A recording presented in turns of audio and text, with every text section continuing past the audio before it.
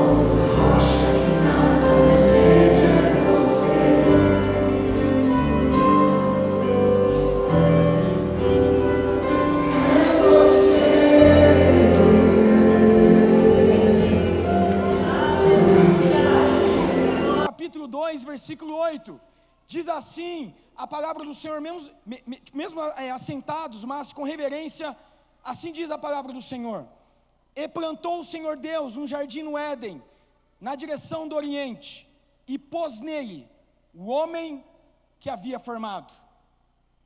E plantou o Senhor Deus um jardim no Éden, na direção do Oriente, e pôs nele o homem que havia formado.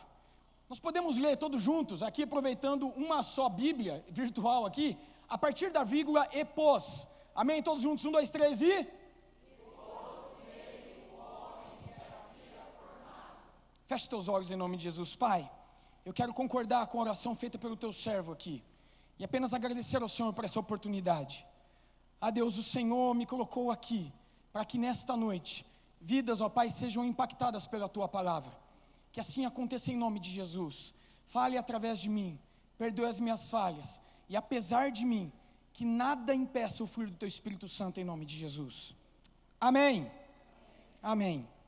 Eu quero repartir ou fracionar a minha mensagem em 3 pontos. Primeiro, quero citar algo da palavra de Deus relacionado a esse texto. Segundo, quero contar algo que está acontecendo na minha vida. E em terceiro, eu quero ministrar sobre a igreja em nome de Jesus. O texto que nós lemos está em Gênesis, e é o primeiro livro da Bíblia. Queridos, a palavra de Deus, ela foi escrita no Antigo Testamento numa linguagem chamada aramaico. O Novo Testamento no grego koiné. Koiné é uma linguagem grega que não mais existe, mas é um grego informal do informal do informal. É tipo assim, mano, tá ligado? Entenderam? O grego koiné é um grego do povo do povo do povo. Ele não mais existe. Aliás, qualquer análise bíblica que você faça à luz do grego formal, contemporâneo, e você analisar o Novo Testamento, você vai cometer erros. O Novo Testamento foi escrito num grego antigo, e o aramaico também é um hebraico popular. Dentro do aramaico nós temos várias linguagens na Bíblia. Nós temos os livros sapiensais de cânticos, que é um tipo de escrita. Nós temos as redações novelísticas. O livro de Jó, por exemplo, é um texto escrito em estilo de novela. Nós temos a redação mítica na Bíblia, a redação palacial, que é aquelas escritas dentro dos palácios com uma linguagem robusta, a linguagem popular. Nós temos, portanto, várias linguagens na Bíblia. E o Gênesis foi escrito com linguagem mítica. Quando eu digo isso, alguns torcem na igreja, e calma lá, não estou dizendo que a Bíblia é um mito. Estou dizendo que o estilo de redação no Gênesis é um estilo místico. Este místico eu vou explicar. A linguagem mítica, linguagem mítica. A linguagem mítica de mitos, ela é escrita da seguinte forma: eu presencio algum fenômeno, eu, o escritor, eu vejo este fenômeno acontecer na realidade. Aquilo me impacta de tal forma que eu tento reproduzir nas páginas aquilo que vi. Porém, aquilo que eu vi toca tanto a minha alma, aquilo impactou tanto a minha estrutura existencial, que eu vou refletir as palavras para que eu tente reproduzir com maior fidedignidade aquilo que vi. Portanto, a escrita mítica é uma escrita robusta, com muitas minúcias, com muitos signos. Daí vem o termo significado. Cada signo, ou seja, cada imagem com um significado. Assim foi o livro de Apocalipse. Tem muitos signos, tem muitos significados, minúcias. E que o escritor de Apocalipse, ao presenciar aquela revelação, ele tenta transformar em palavras algo que vai muito além da realidade. Quando nós escrevemos em linguagem mítica, nós tentamos reproduzir com robustez aquilo que a realidade nos trouxe. Vou dar um exemplo daquilo que você faz quando você escreve em linguagem mítica.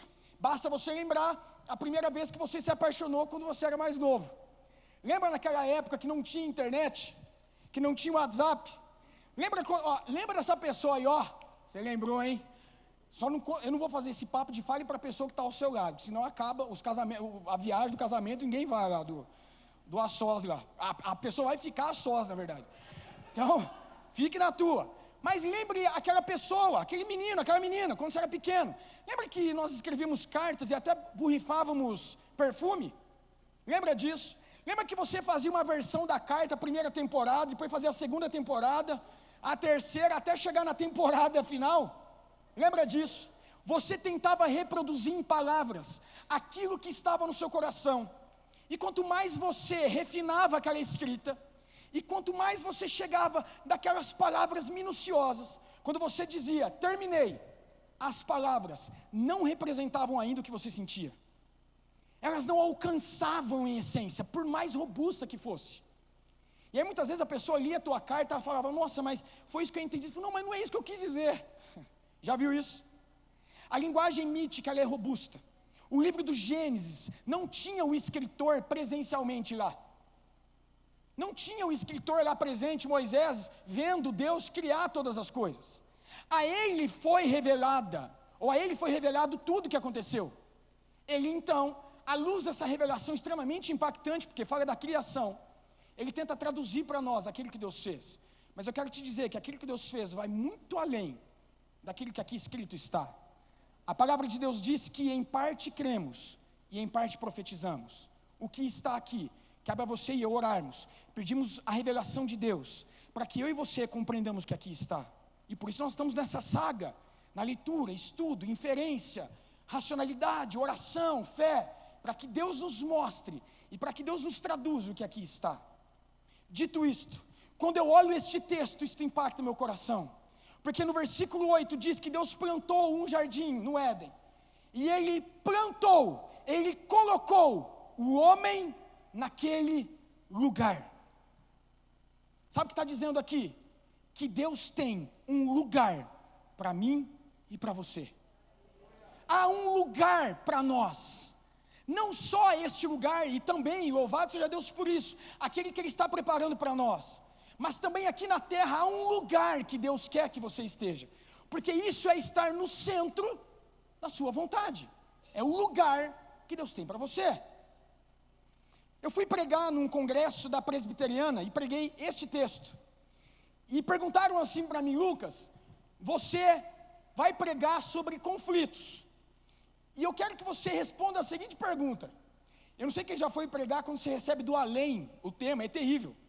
Porque você tem que traduzir o que está na cabeça do cara. É terrível. Aí você falou, eu quero que você pregue o seguinte, por que seres humanos sofrem? Eu falei, rapaz, eu tenho quanto tempo para pregar? 40 minutos. Eu falei, mas nem um ano eu prego. Mas como que você quer? Não, mas você é psicólogo. Ih, eu sou o quê? Eu sou dicionário agora eu sou dicionário do CID-10 agora, para saber cara, calma. Eu falei, não, mas aí você prega, a gente vai orar por você. Eu falei, então bota a igreja para orar mesmo. Porque para dizer por que seres humanos sofrem, é terrível. E eu comecei a pensar sobre isso. A minha área clínica hoje é uma área chamada de psicanálise lacaniana. É uma área que ela é póstero Freud, ou seja, nós temos o Freud que fez a psicanálise, e depois de Freud, nos anos 50, nasceu um cara, existia um cara, na verdade já tinha nascido, Jacques Lacan, francês, que ele construiu, ele é chamado de segundo pai da psicanálise. Só para vocês entenderem, quem aqui já ouviu falar do Freud? O Freud explica, já ouviram falar? O tal do Freud explica. O Freud construiu as paredes da análise humana. O Lacan, ele pintou, ele botou o móvel, ele organizou, deixou mais bonito, botou telhado. E é uma psicanálise muito mais robusta, muito mais difícil também, mas muito mais robusta. E o Lacan, ao responder essa pergunta, ele disse, por que seres humanos sofrem? Porque eles perdem o seu lugar. Por que procuramos o psicólogo? Porque você sente que perdeu o seu lugar na vida. E por mais que você não saiba nomear qual é o seu lugar, você só sente que perdeu. É mais ou menos você que tem aquela peça na tua casa, e que ela está lá, você nem usa, mas quando alguém da tua família joga fora, aí você briga. Você não reconhece que ela existe, mas quando você perde, você sofre. Quando nós perdemos o nosso lugar, nós buscamos ajuda. E que lugar é esse? Muitos me perguntam, Lucas, por que psicólogo tem o divã? Quem conhece o divã aqui do psicólogo? Já ouviram falar do divã? Muitos falam assim, isso é papo de louco, cara. Como é que uma pessoa paga para você deitar no divã e falar com você de costas? Isso é louco. Aí todo mundo fala, psicólogo é louco. Todo mundo fala isso para mim, psicólogo é louco, psicólogo é louco. Isso, nós somos resultado da sociedade, sem dúvida. Eu sou louco porque todos são, se sou louco. A questão é que existe uma estrutura clínica para fazer o atendimento. Preste atenção nisso. Existe uma estrutura simbólica, um significado. Quando o psicólogo recebe o seu paciente a primeira vez, o paciente senta à frente dele. Está dando para entender? Quando ele senta à frente é o primeiro momento. O paciente começa a falar. Depois de um dado momento, de um certo tempo, quando o psicólogo compreende o momento correto, ele envia o paciente ao divã. O divã ele fica numa posição perpendicular ao analista. O paciente vai ao divã, deita de costas e ele fala então das suas questões, continua a falar, porém agora de costas. O analista continua nessa posição perpendicular e o paciente aqui de costas. Por que essa bobagem toda? Porque quando nós chegamos na clínica, quem aqui já foi ao psicólogo ou não? Ah, mas eu nunca fui ao psicólogo. Você já foi falar com o pastor, que parece muito. Quando você busca ajuda e vai falar com alguém de algum problema que você está sofrendo, a primeira coisa que você faz, isso é natural, isso não te faz louco, doente, não faz nada. Isso só te faz ser humano. Você percebe que você diz que o problema nunca é teu, sempre é do outro. Então o cara vai lá no psicólogo para dizer o seguinte: porque meu marido, porque a minha namorada, porque a minha mãe, aí fala. Porque não sei o quê, porque fizeram isso de mim, e blá blá blá, e tá. Eles até falam assim: eu vou trazer ele aqui, eu vou falar na sua frente, é sempre assim. Eu vou trazer aqui, não, mas não precisa, mas eu vou trazer. Não vai trazer, se quiser ele vem sozinho. Mas é você, mas é outra coisa da música. Agora eu fiquei com a letra aqui, na música eu fiquei com a letra na cabeça. O camarada senta aí, ele vai falando, e ele está convicto, consciente, de que o problema não é ele, é o outro. E ele se coloca, sem dizer, como a vítima dos problemas que lhe aconteceram. Ele é a vítima do mundo. E está correto, no sentido de que nele estourou alguma coisa. E ele, sinceramente, se sente como essa vítima. E aí ele passa a falar. Nesse primeiro momento, o paciente ele precisa do meu olhar. Ele precisa do olhar do psicólogo. Já viu essa coisa quando você está falando? Não, porque aí ele me xingou. Aí o psicólogo, nossa, é verdade, então ele me xingou mesmo. E ele continua a falar, nossa, mas aí ele fez isso para mim. Você vai dando respostas físicas para o paciente, para que estimule ele a falar mais. O coitado do paciente está falando, nossa, eu estou convencendo o psicólogo, ele realmente acha que é o meu marido, olha só. E na verdade eu dentro de mim estou falando, fale mais sobre isso. Já viu essa frase, slogan do psicólogo? 50 minutos você fala, no final, fale mais sobre isso. Sabe? Isso é um slogan nosso. E o paciente continua a falar, e ele continua a falar, e ele continua a falar. Mas tem um momento, pode ser 1 ano, 2, 3, 4, 5, 1 mês, 1 dia. Já teve paciente que foi 1 dia. Tem um momento, e de acordo com a técnica, o paciente se implica no problema. Ele se implica nas suas questões. E agora não mais o outro que lhe fez sofrer. Agora, o outro lhe fez sofrer, mas de alguma maneira, ele se colocou nesse lugar de sofrimento. Ele começa a se responsabilizar, não é a se culpar, calma. Ele começa a se colocar na seguinte posição: opa, eu tenho responsabilidade nisso.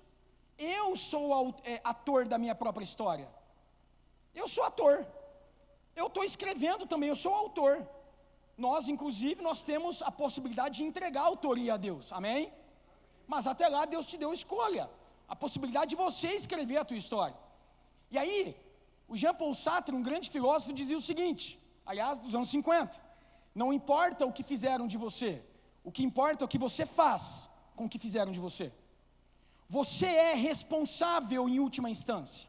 Quando o paciente ganha isso, ele não ganha por convencimento meu, aliás, todo mundo acha que vai ao psicólogo para ficar dando conselho. Eu não estou lá para falar o que você tem que fazer com a tua vida. Eu devolvo ao paciente as suas próprias questões. Eu vou devolvendo, para que ele se escute. E num dado momento ele entende, opa, mas espera aí, sou eu. É nesse momento que ele se implica, que a gente fala, vá ao divã. Agora é o momento de você ouvir a sua própria voz. Porque até aquele momento, são vozes dos outros. É o que disseram dele. É o que ele acha do que disseram dele. É o que ele acha que disseram dele. Aí ele vai no achismo, mas tem um momento que ele toma, e olha só, o Lacan ainda fala, ele toma o poder da palavra, olha só. E ele começa então a se colocar em primeira pessoa nas suas próprias questões. E naquele momento ele não precisa mais da minha resposta visual. Ele não precisa mais me convencer, aliás, ele nem está mais preocupado com isso. Ele está preocupado agora em ouvir cada vírgula e palavra que ele está dizendo. Porque os seus próprios problemas estão escondidos nos significados das suas palavras.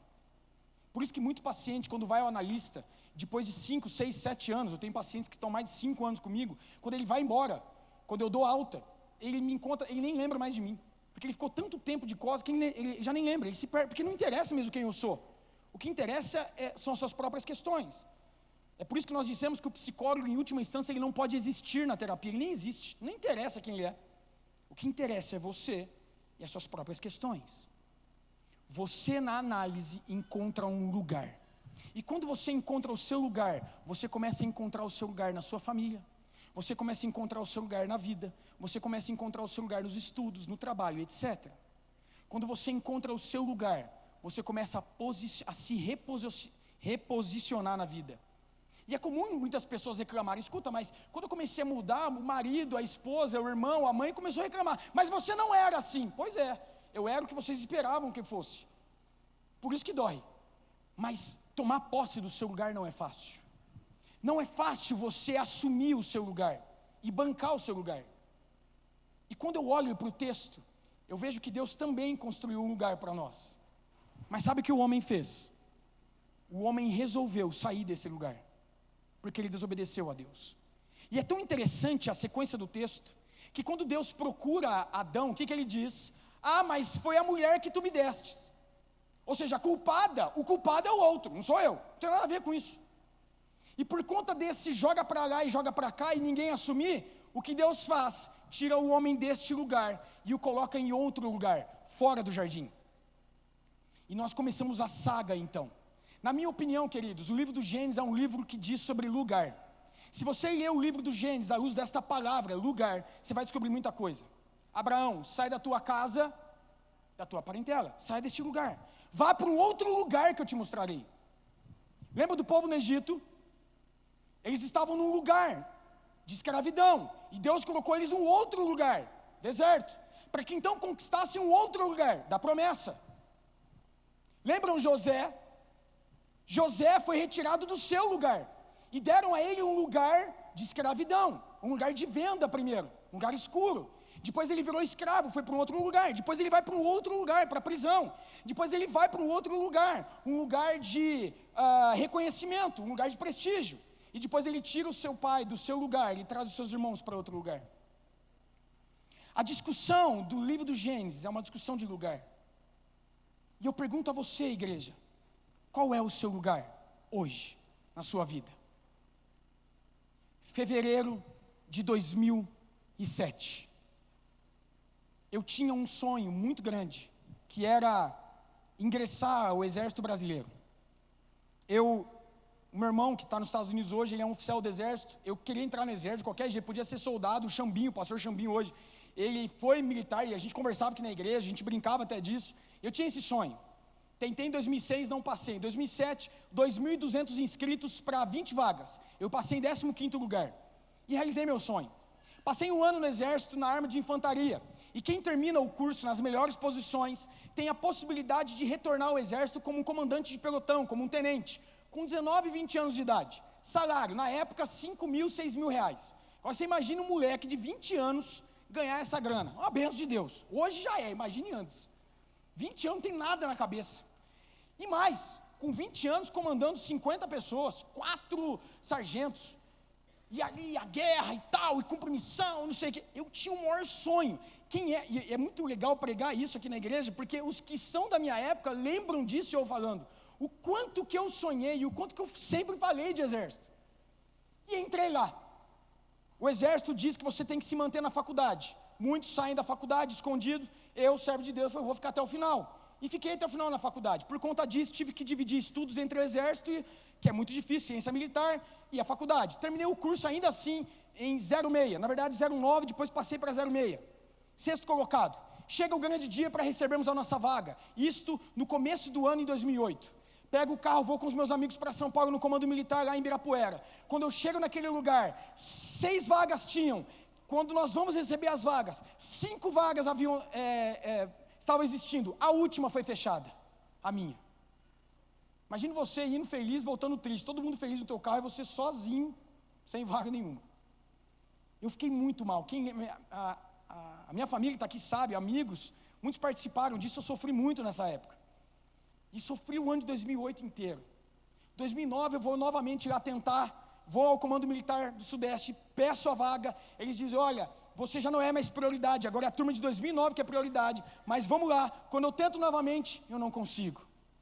Eu comecei um namoro esse período, namoro abençoadíssimo, que mudou a minha história, na verdade, um relacionamento que durou vários anos, e acompanhando esse período. 2010 eu vou novamente ao Exército, tento novamente, chego lá, não tem vaga, volte ano que vem. Eu vou em 2011, quando eu chego em 2011, o pastor então, Coronel Adi, o pastor Adi me ajuda, falou, não, eu vou te indicar lá, fazer alguma coisa, que a gente chama no Exército de peixaria, eu vou fazer uma peixada para você, eu vou te ajudar. E aí ele, então, faz uns contatos, eu não sei, me inscrevo na vaga, em 2011, sai a vaga, louvado seja Deus. Então eu vou a São Paulo para fazer o teste físico, e nesse teste físico, e todo ano eu sempre me preparei fisicamente, sempre esperei isso, então sempre me preparando. Quando eu vou fazer o teste físico lá no 8º Batalhão da Polícia do Exército, eu fico em primeiro lugar.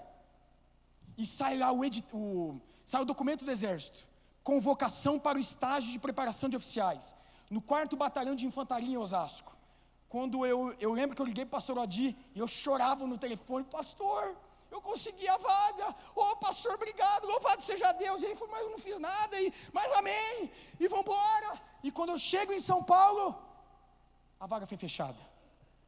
Na verdade, a vaga foi passada por um outro rapaz, que ninguém sabe dizer o que é, mas foi passada. E eu fiquei sem essa vaga. Em 2011, eu perdi, agora não só perdi, mas como perdi na cara do gol, que é pior ainda. E além disso, no final do ano, aquele relacionamento, ele acabou. E ele acabou da pior forma do mundo. Eu entrei num estado depressivo terrível, porque naquele ano eu perdi muita coisa. Eu bati na trava do meu sonho, perdi meu relacionamento, que eu estava me preparando para um casamento. O Ederson está aqui, sempre trabalhou comigo com a música, e ele acompanhou muito bem esse período, ele sabe o que eu estou dizendo. Quantas vezes nós íamos trabalhar e tocar, e eu chorava, e eu conversava, e eu falava. Eu sofri muito esse período, muito, terrivelmente. Minha família sabe o que eu passei, sabe.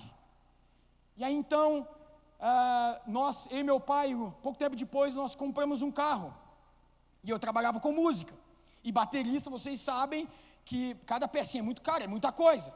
Eu compro, junto com meu pai, o carro, 800 quilômetros rodados nesse carro, 700 quilômetros. Vou eu no Cambuí, no meu analista, falar dos meus problemas e chorar por essas questões, às 8 horas da manhã de uma sexta-feira. Só que eu esqueci meu equipamento atrás do carro, era uma picape, estava tudo fechado, ok, mas 8 horas da manhã na Miro Ribas, pelo amor de Deus, Cambuí, você esquecer a tua carteira lá, esse horário, os caras é capaz que colocam dinheiro lá dentro, não é possível. Quando eu vou lá, meia hora de análise, quando eu desço, o meu carro havia sido levado embora. 5, 6 mil reais de equipamento foram embora. O meu instrumento de trabalho. Eu lembro que nessa noite, queridos, eu estou tentando aqui não chorar, porque eu já preguei tanto essa mensagem, eu já chorei tanto. Mas eu lembro que eu voltei para minha casa, quem já foi tem ali um quiosque. Minha família nunca soube disso. Mas eu lembro que eu fui orar naquele quiosque. Era 1, 2 horas da manhã. Eu chegava a tirar o cabelo em minhas mãos. Porque eu orava, eu dizia, Senhor, o Senhor está me tirando tudo. O Senhor tirou o meu sonho do meu lado do exército. O Senhor tirou meu relacionamento da pior forma do possível. Eu fui humilhado da pior forma que eu podia ser humilhado. Hoje eu estou em estado possível de pânico. Eu estou vivendo uma vida terrível. Aí eu perdi, inclusive, o meu equipamento. Como é que eu vou trabalhar? O que eu vou fazer? Eu não tenho dinheiro, não tenho mais nada. Minha vida está no fundo. Eu sei, queridos, que tem muita gente sofrendo mais do que eu, não estou dizendo isso. Estou dizendo que o maior problema do mundo é o teu, porque cabe a você resolvê-lo. É você quem está sentindo.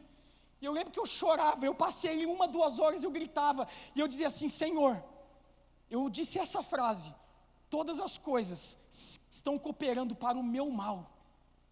É o Senhor que está fazendo isso comigo. E no ano de 2011, 2012, eu entrei num estado profundo existencial de dor e um sofrimento calado. Muitos dessa igreja, eu estou falando isso pela primeira vez, vocês não sabem o que eu passei. E não estou dizendo culpando a igreja, pelo contrário, porque eu me fechei. A minha família sabe. Quantas vezes eu entrei no quarto, a minha mãe, ela orava lá no quarto, eu via ela com o joelho dobrado, eu pegava o meu travesseiro, eu colocava a cabeça no travesseiro para minha mãe não me ouvir gritar.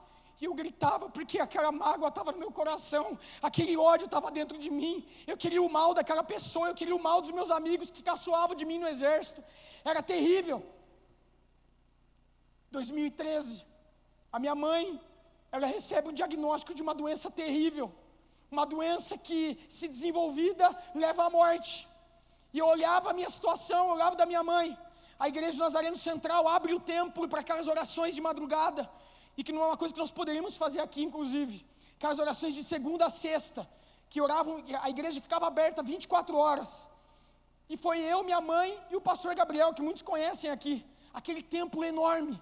Nós entramos sozinhos, minha mãe ficou de um lado do altar, eu lá do outro lado, e o pastor Gabriel lá atrás, e eu orava por essa ex-namorada, eu orava por esses sonhos, eu orava por tudo, e falei, eu não aguento isso, eu quero tudo de volta, eu quero o exército, eu quero ela, eu quero tudo. E eu olhava minha mãe, com o joelho dobrado, sofrendo com aquela situação, fez o teste, e refez novamente, dando positivo. Eu me coloquei em pé, e naquele momento o Gabriel veio junto comigo, e eu disse, hoje eu esqueço tudo que está acontecendo comigo. Nós estendemos as mãos sobre minha mãe, e nós declaramos a cura. Naquele mesmo período, minha mãe foi refazer os testes, ela estava curada.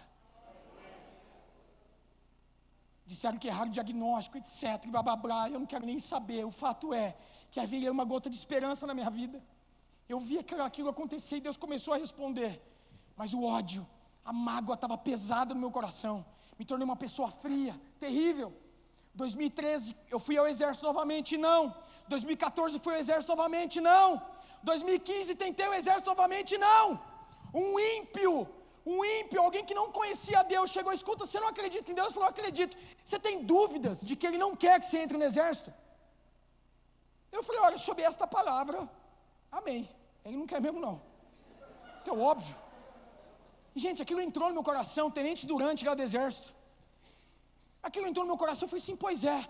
E aquela mensagem me fez lembrar de um texto bíblico que diz, a esperança que se adia, adoece o coração. A esperança que se adia, adoece o coração. Sonhos legítimos que nós temos, mas que não é o tempo de Deus cumprir. Sabe o que você faz? Eu quero. E você deposita a tua esperança numa coisa que Deus está falando, não é agora. Sabe o que acontece com você? Você fica adoecido. E pior, culpa a Deus. Aquilo entrou em mim e eu falei, Deus, hoje eu abro mão de tudo. Fui na tropa e eles disseram, a sua idade estourou, você não pode mais voltar como oficial de tropa do exército. Então, eu falei, qual é a possibilidade? Você pode voltar como psicólogo, mas é uma outra tentativa, é do zero. Falei, rapaz, eu já estava no 01 ali para começar, já está difícil no zero, pior ainda, mas vamos lá. Mas, eu pensei, não é o momento, eu vou seguir minha vida. Então segui, investi na minha clínica com meu sócio, com alguns projetos que nós tínhamos, na verdade, até foi depois com o meu sócio mesmo, nós tínhamos projetos, comecei a trabalhar na clínica, e aí comecei a dar aula, e Deus começou a abrir as portas, dando aula de filosofia, dando aula de sociologia, Deus começou a abrir portas de colégio, palestras, e eu comecei a dar palestra em um monte de lugar, e comecei a dar aula em vários lugares, e Deus começou a abrir portas, a minha clínica começou a funcionar, louvado seja Deus, e aquele sonho ficou mais para trás, 2015, 2016, 2017, 2015 eu tentei, 2017 eu não tentei, larguei mão, nem fui mais atrás. 2018, eu também não tentei. Mas em janeiro do ano passado, os irmãos sabem, eu fui acometido de uma doença, uma meningite bacteriana. E os médicos não sabiam por que eu tinha aquilo. Eu passei em 3 hospitais de Campinas. Os 3, na verdade 2 hospitais, o terceiro descobriram, mas os 2 primeiros não descobriram. Ninguém, os especialistas, ninguém sabiam. O senhor me levou, a minha família me levou até um postinho de saúde. No postinho, suscitaram o seguinte: o teu filho vai morrer. Leve ele urgente. Mandaram eu com um monte de encaminhamento. Nós fomos ao centro médico.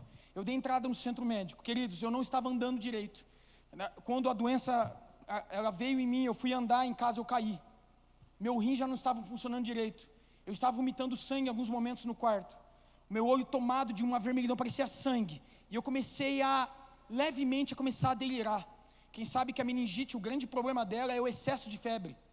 E eu comecei a delirar, porque você pode depois voltar, mas com sequelas terríveis, inclusive cerebrais. Eu estava numa situação terrível. Um dia lá no quarto, meus pais estavam lá, eu disse, olha, eu lembro que eu vomitei o sangue, eu falei assim, por mim já deu, por mim pode passar a régua, não está dando mais não. E aí eu lembro que eu deitei na cama, já contei esse testemunho aqui, eu deitei na cama, meu pai ao meu lado, e Deus colocou, como Deus é maravilhoso, a chefe da enfermagem é mãe de um paciente que eu atendo gratuitamente há 4 anos, é um esportista que eu resolvi investir nele, hoje ele está na seleção brasileira de vôlei, está no profissional do vôlei Renata em Campinas, na seleção, sub-19 e no vôlei Renata profissional de Campinas, e essa família, ela gosta muito do que eu fiz por eles e tal, e quando ela me viu, ela falou assim, o que você está fazendo aqui? Eu expliquei, ela falou assim, eu vou fazer tudo para te ajudar. Quando ela viu a minha situação, que ela não entendia o porquê que ninguém me respondia, ela pegou minha mãe e falou, eu vou te levar no médico responsável. Quando ela pega minha mãe e sai, eu estava deitado ali naquele quarto, acabado, e uma música surgiu no meu coração, em tuas mãos, Senhor, eu me coloco agora, fala comigo nessa hora em que meu coração anseia ouvir a tua voz. Vocês lembram desse cântico? Fala comigo agora, Senhor, fala comigo agora, Senhor, fala comigo agora, Senhor, fala comigo agora. E quando eu terminei de cantar aquela música, eu estava deitado, um texto emergiu na minha mente, no meu coração, quando Davi, depois de ter pecado contra o Senhor, que ele vai orar e ele diz assim, Deus, eu prefiro cair nas tuas mãos do que nas mãos dos homens, mas vale eu ser julgado por ti do que pelos homens. Naquele momento eu comecei a orar no quarto, e eu disse, Deus, o Senhor sabe como da minha família, talvez eu seja o que mais ama viver, essa coisa elétrica que eu sou, eu quero estar em 1000 lugares ao mesmo tempo, eu amo viver.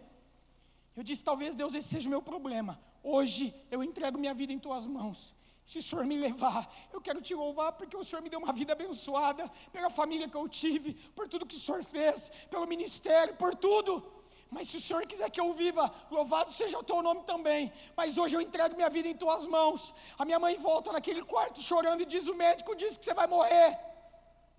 E aí eu comecei a acalmar minha família, falei, Senhor, calma, o Senhor está no controle de todas as coisas. Eu comecei a acalmar. O meu irmão nos Estados Unidos chorava, depois contaram isso para mim, que ele dizia, Deus, o Senhor me tirou do Brasil, para me trazer para cá, para o meu irmão morrer. Em 24 horas, quando deram a primeira medicação que julgaram ser correta, eu estava curado, louvado seja o nome santo do Senhor.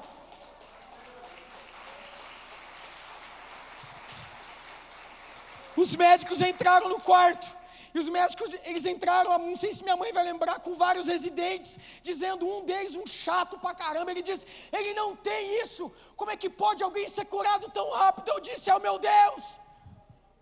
E ele disse, não, faça novamente a punção da espinha, tire o líquor novamente, porque ele não tem meningite.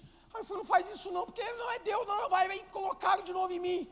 Quem sabe que esse trem que os caras colocam quase um cabo dentro de você, você sente o ferro entrando, aqui na espinha, é terrível. E aí quando tiraram aquele líquor, foram ver novamente, sabe o que deu? Meningite. Eles não entendiam como é que você está curado desse jeito, andando para lá e para cá, é Deus. 2, 3 dias depois eu estava totalmente curado. Sabe o que eu tinha que fazer? Tomar uma medicação de buenas no hospital e ir embora. Saí do ano passado, sabe qual foi minha sequela? Nenhuma. 1 ano se passa, eu não fui mais ao exército, mas em janeiro desse ano, a igreja do Nazareno Central me convidou para tocar no acampamento da JNI, lá em Serra Negra.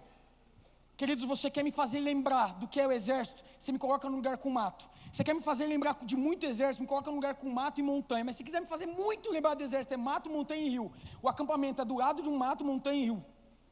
Quando eu entrei naquele lugar, meu coração apertou, porque fazia uns 2 anos que eu não falava mais de exército veementemente. 2, 3 anos. Não era uma coisa mais veemente, mas meu coração queimava. Quem aqui já teve uma grande perda sabe, vira e mexe a dor volta. Vira e mexe, ela dá uma palpitada no seu coração, aperta. E eu lembro que naquele último dia do acampamento, eu estava no quarto sozinho, eu abri a janela, aquele rio lindo lá em Serra Negra, aquela montanha, e naquele dia, aquele acampamento eu falei de exército para tudo quanto é lado pro pessoal, o Rafa, todo mundo falou, não, vamos subir essa montanha e tal. E aí eu estava parado, e foi a primeira vez depois de alguns anos que eu disse, Senhor, o Senhor sabe do meu sonho, o Senhor sabe, mas Deus, seja feita a tua vontade. Vários anos atrás, nós tivemos um acampamento na igreja metodista, de Valinhos. Esse acampamento, quem lembra do missionário Rony, lá do sul do país? Lembra de Valdo, Mateus? O Mateus não precisa nem perguntar, óbvio que vai lembrar. Tu lembra de tudo da igreja. Evelyn lembra também, lembra desse acampamento? Salão Verde, da Unimap, 130, 140 pessoas. Eu tinha 13 anos de idade. Escute, preste atenção. Meu pai, quem conhece, um homem ilibado no seu controle financeiro. Meu pai atravessa o Mar Morto, inclusive, tem muito sal, mas se botar um sorrisal na mão dele, nem no Mar Morto molha aquele negócio. Meu pai ali, construiu também, para construir 3 filhos, terrível, 3 bezerros, né, pai? Tem que segurar a onda. Meu pai segurou a onda, muito tempo assim. Então, quando a gente ia para o acampamento, meu pai dava uma grana muito baixa, entendeu? A gente era moleque, para 3, terrível. Então, a gente chegava no acampamento, era o nosso período, falou, nossa, vou receber um PLR da família. Né, vou receber, não é PLR, é PLR que fala? Enfim, quando você ganha, vocês sabem o que é PLR. De negócio de lucro lá, né? Então, porque ele não ganhava dinheiro, mas no acampamento ganhava. Meu pai dava uma graninha. Mas nesse acampamento, o Espírito Santo desceu na vida do meu pai. E foi um poder de Deus, assim que ele deu R$50. Eu lembro como se fosse hoje. Os 50 pau que meu pai, rapaz, 12, 13 anos de idade, R$50, você anda com o peito estufado aqui, olhar altivo e pensamentos nobres. Você anda aqui, rapaz, eu andava, você entrava lá na John no shopping, quanto que é? R$700, depois eu volto. Sabe assim? Mas você entra. A rodada de casquinha do McDonald's é minha hoje, é nesse nível. Nós fomos para acampamento, mas eu já era esperto. Eu falei, se eu gastar essa grana aqui, acabou para o ano inteiro. Então eu tenho que pegar 50 dividido por 12 meses, que esse dinheiro vai ter que sobrar para tudo. Né? Então tinha muita coisa para comprar, tem pipa, tinha muita coisa, é um gasto. E aí o meu pai, ele não ficava no acampamento, minha mãe ele só vinha meio que no primeiro dia e tal. Nós ficamos lá, e eu fui racionando dinheiro. Assim, todo o ensinamento do meu pai, veio o José Antônio ali, segurando a onda. E no acampamento inventaram uma coisa que não é de Deus, que é aquele papelzinho com os números, aquela tabelinha, que antigamente você comprava R$5 o lanche, pegava o lanche, R$5 na mão da pessoa para você, mas inventaram um negócio que não é de Deus. Você dá os R$5 e eles te dão uma carteirinha, para com qual carteirinha você comprar o lanche. Qual é a questão psicológica aí? Você não sente o poder do dinheiro, você sente o poder de um papel. Então você fala assim, quero comprar um negócio, é só arriscar aí, tá bom. Se você não tomar cuidado com aquela carteirinha, o seu dinheiro vai embora. E pior, muitos chegam no último dia do acampamento com um monte de papel, mas deixa eu pegar. E aí é o acampamento, lucrou a grana, e você já era. Você sabe o que é isso, o negócio não é de Deus. E eu comprei aquela carteirinha e falei, não, vou ficar, e segurei a onda. No último dia do acampamento, sobraram R$23. Ainda foi difícil, mas é uma grana, R$23, isso eu ganhava em um acampamento. Não, brincadeira, né, pai, não é tão assim também. Mas sobraram R$23. O pastor Zinei foi à frente, disse assim, olha, foi naquele acampamento do missionário Rony, foi poder de Deus lavando a igreja. Eu lembro que ele foi à frente e falou assim, nós estamos com uma dívida, nós precisamos arrumar essa dívida, você já ajudou, você comprou, você fez de tudo, mas se você tem uma oferta para dar, você vem aqui à frente.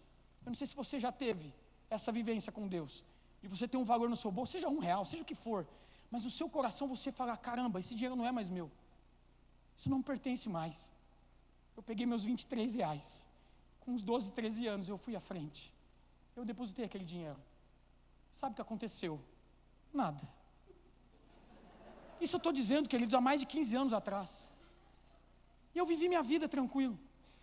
Agora, em fevereiro de 2019, quando aconteceu essa situação, que eu estava lá no acampamento, fiz essa oração, em julho deste ano, não falei mais nada.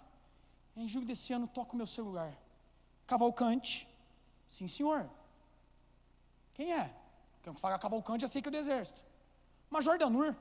Fala, major, tudo bem, senhor? Tudo bem, e aí, como é? Tudo bem. Está sabendo que abriu vaga para psicólogo no exército? Não, senhor. Entra lá no site da região, entrei. Fala, major, eu quero que você concorra à vaga. Brasil, major, não vou não. Ele falou, mas por quê? Eu falei, major, são 11 anos tentando. Eu de não estou cheio, estou fora. Cavalcante, tenta. Não, senhor. Cavalcante. Rapaz, o não você já tem, vai para cima. Eu falei, Brasil, major. Escrevi lá, fiz a inscrição, beleza. Eles te dão 1 mês para você levantar toda a documentação do exército, que é documentação, meu irmão, é uma Bíblia. Uma Bíblia católica, que é maior ainda. É muita coisa.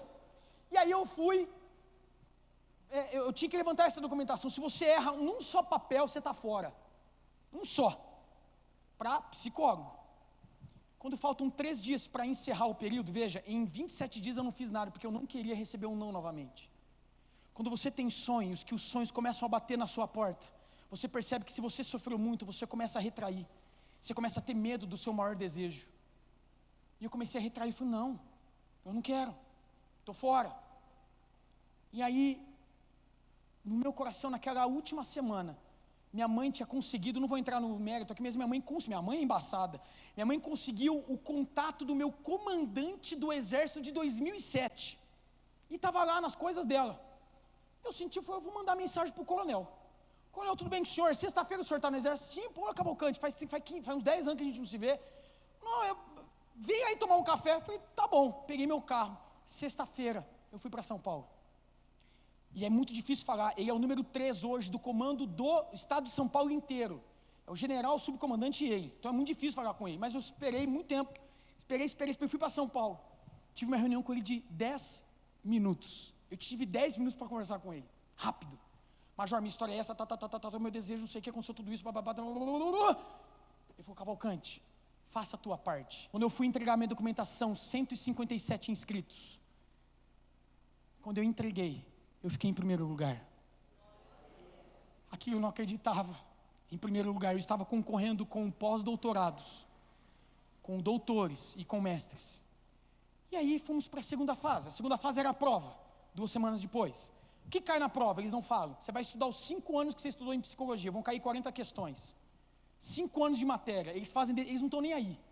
Eles até falam, nós queremos, tem uma frase, nós queremos os melhores. Isso é meio errado assim, mas infelizmente eles não passam nada, você tem que estudar sozinho.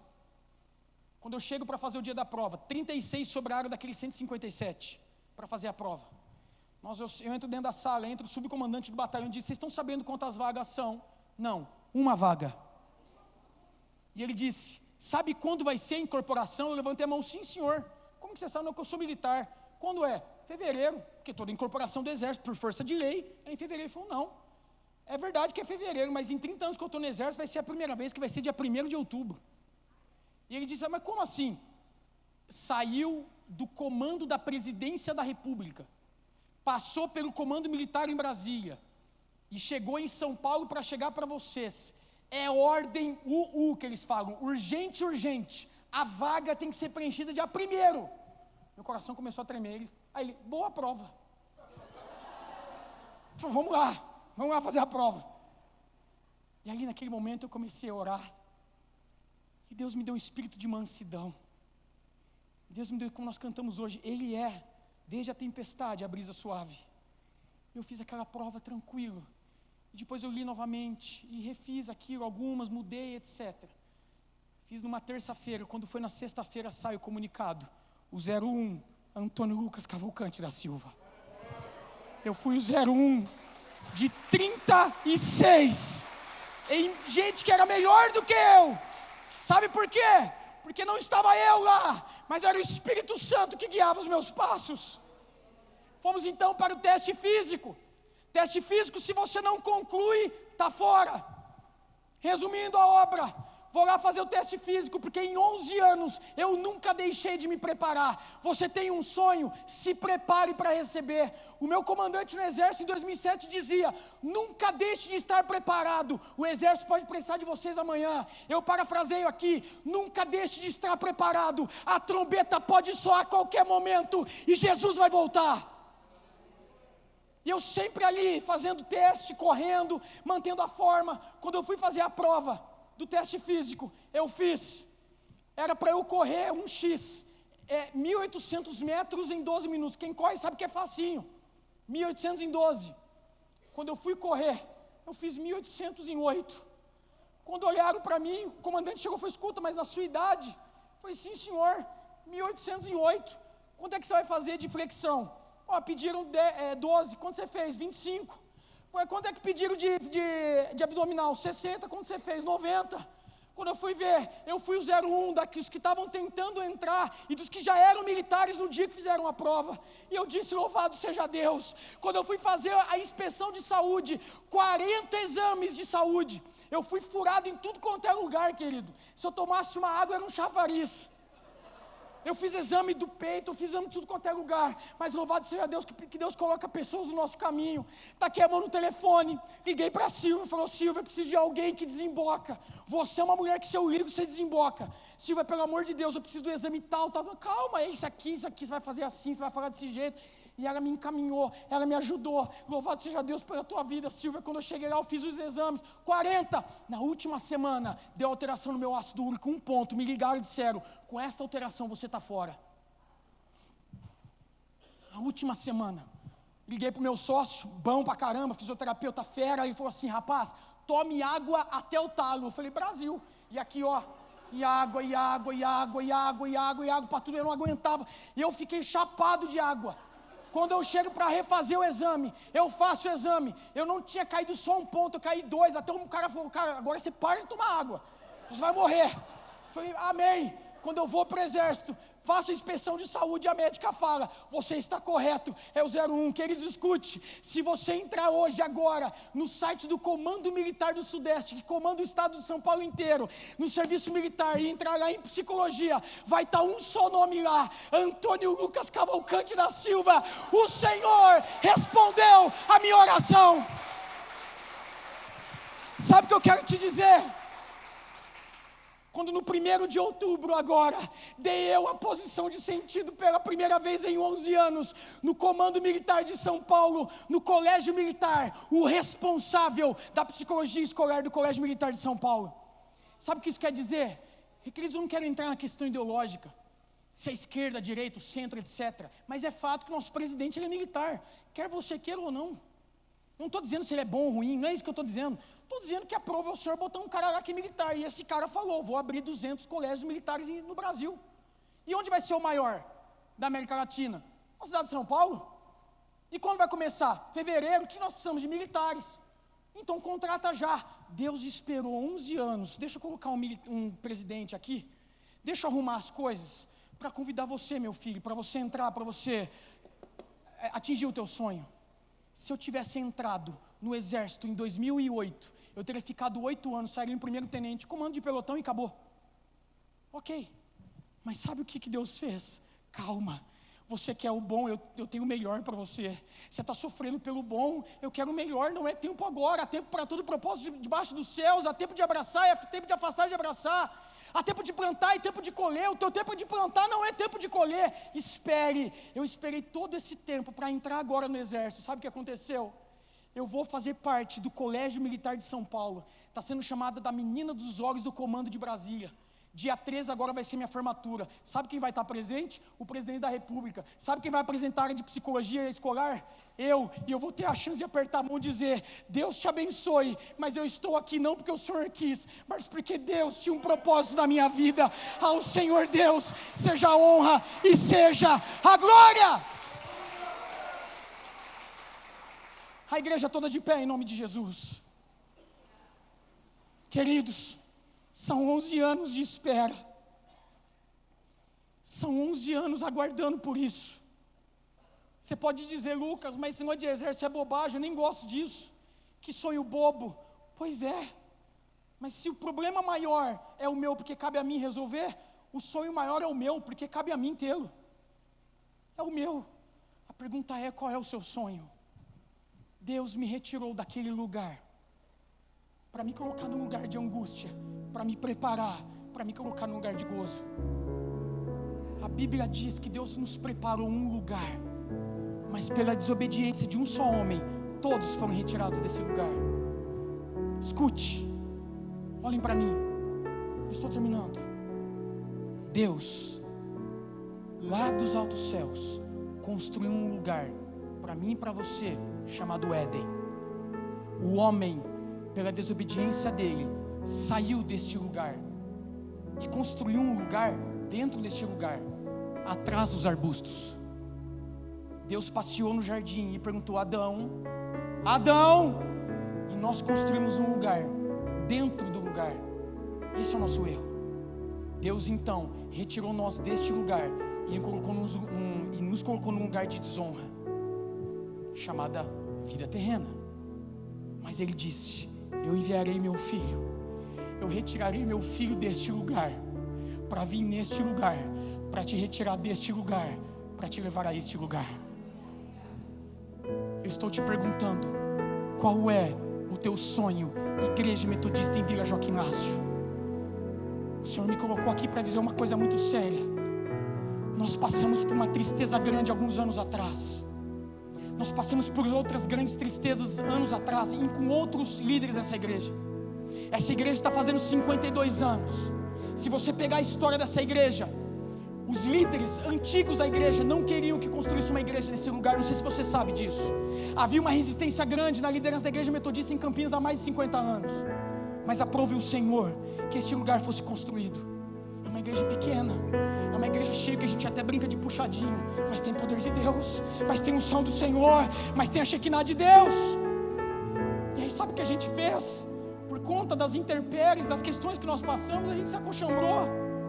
Tá bom do jeito que tá aí, é isso aí. Eu quero te perguntar, onde que essa igreja vai dar? Por que a gente está aqui? Qual é o propósito dela? Lembram-se dos R$23 que eu contei a vocês? No dia que eu estava fazendo a prova para passar lá no exército, o espírito de mansidão que veio sobre mim, de tranquilidade, o Espírito Santo soprou no meu ouvido: você lembra dos R$23? Você lembra quando você tinha 13 anos de idade? Você me deu tudo que você tinha. E eu não lembrava mais aquilo. Aquela lembrança inundou a minha mente. Você lembra dos 23? Hoje você vai colher aquilo que você plantou. Existem sementes na presença de Deus que nós plantamos e colhemos agora, como um alface. Você planta e colhe na semana. Mas existem sementes que são como abacate. Você planta hoje, pior, 1, 2, 3, 4, 5, 8 anos. Mas quando dá abacate, se prepare, porque vai vir muito. Você precisa entender qual é o teu lugar na presença de Deus. Hoje eu entendo que Deus não tirou o meu sonho. Deus só estava me encaixando no centro da vontade dEle. Naquela época, eu quero ser comandante. Quantas vezes eu parei militar na rua? Olha o perigo. Eu fazia policial em blitz. Eu chegava a tirar. Eu tenho vergonha de dizer isso. Eu tirava o meu cinto de segurança só para blitz me parar, para eu descer do carro e botar todo mundo na posição de sentido. Sou oficial do exército. Quantas vezes eu fiz isso? Um dia, esse mesmo amigo meu que é ímpio falou assim: você não acredita que Deus não quer que você entre no exército? Ele falou assim: sabe que você faz isso? Porque quem não é tem que dizer quem é, e quem é nunca fala que é. Você não é mais, por isso você tem que ficar dizendo que você é. Fiquei mal pra caramba. Se eu voltasse naquela época, eu não cumpriria a vontade de Deus. E hoje, querido, você acha que eu estou ligando para a farda? Eu amo, tudo bem, negócio do exército, eu gosto de estar lá. Mas hoje é: Senhor, qual é o propósito do Senhor para mim lá naquele colégio? Eu quero ser o missionário do Senhor. Porque a minha posição de sentido não é para comandante, primeiro é para o meu Deus maravilhoso. O Senhor esperou todo este tempo para que eu crescesse e me tornasse um homem de verdade na presença dEle. Qual é o sonho dessa igreja? Nós vamos alargar essas estacas aqui. Tiago, nós vamos construir uma nova planta para essa igreja. Nós temos sonhado isso. Eu já falei, quando a gente tiver uma nova planta, uma maquete dessa igreja, eu vou ser o primeiro a quebrar essas paredes aqui. Uma nova planta, com área de ação social, de psicologia, com área de ações pastorais, com área de atendimento clínico nas áreas médicas. Você crê nisso? Qual é o sonho que você tem para a sua vida? É um filho? É um casamento? Tem coisas que Deus precisa mudar na minha vida, na área de relacionamento. Tem coisas que eu preciso conquistar ainda na presença de Deus. E pode ser que no ano que vem o exército fale: não queremos mais você, acabou. Eu vou ficar mal? Sabe por quê? O Senhor respondeu a minha oração. Ele mostrou quem Ele é. Para mim está ótimo. Se o Senhor me tirar semana que vem, está ótimo. Eu entrei e o Senhor cumpriu os seus propósitos. Feche os teus olhos em nome de Jesus. Qual é o teu sonho? Tire o pó dos seus sonhos. Lembra aquilo que te foi roubado há vários anos. Lembre daquilo que você clamou a Deus e Deus deu, e você se esqueceu dele. Oh Deus, abra o entendimento, a memória do teu povo nesta noite, em nome de Jesus. Faz eles lembrar, ó Pai, quais são os sonhos. Escute essa música, querido, em nome de Jesus. Escute enquanto você ora.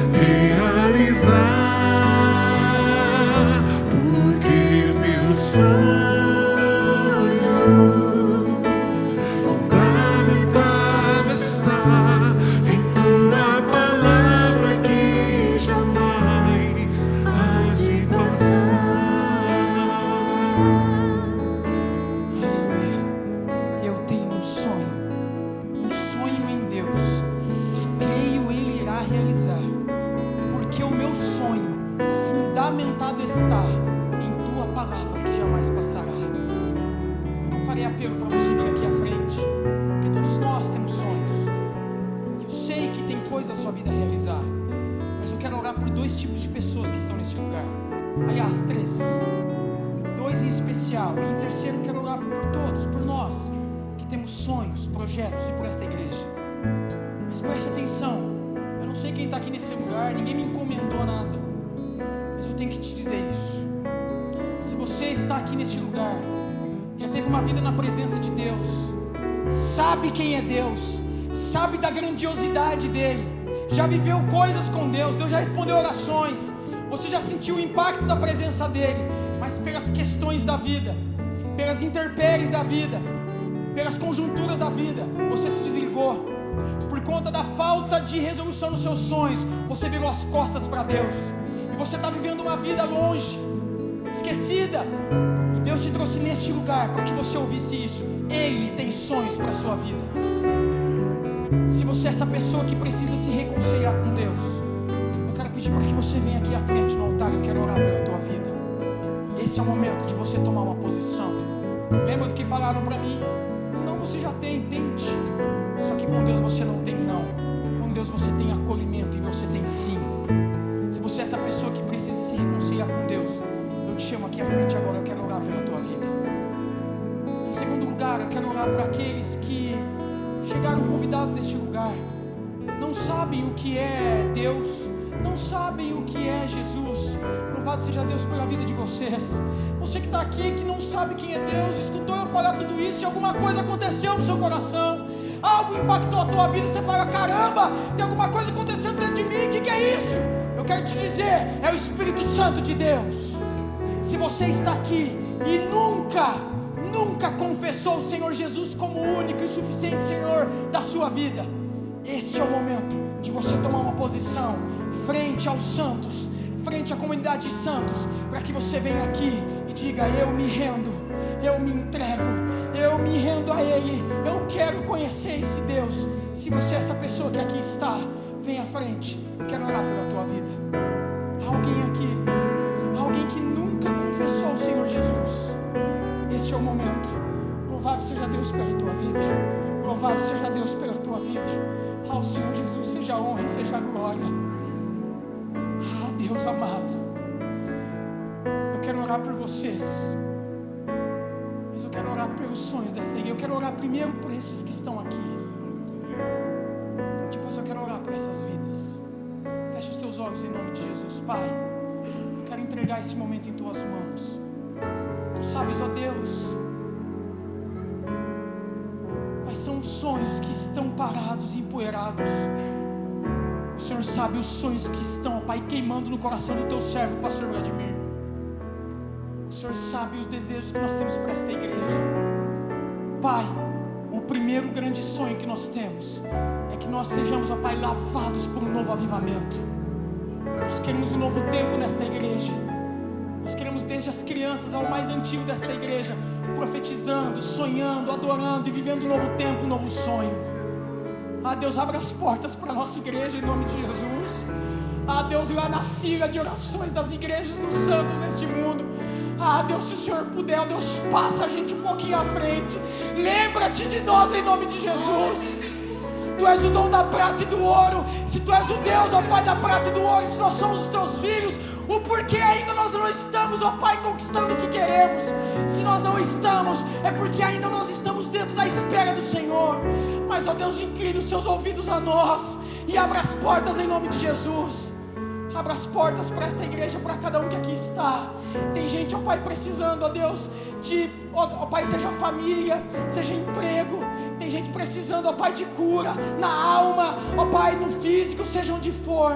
Pai amado, abra as portas em nome de Jesus. Eu profetizo que muito em breve nós, ó Pai, teremos outros aqui testemunhando o que o Senhor fez. Aleluia! Em nome de Jesus. Amém e amém.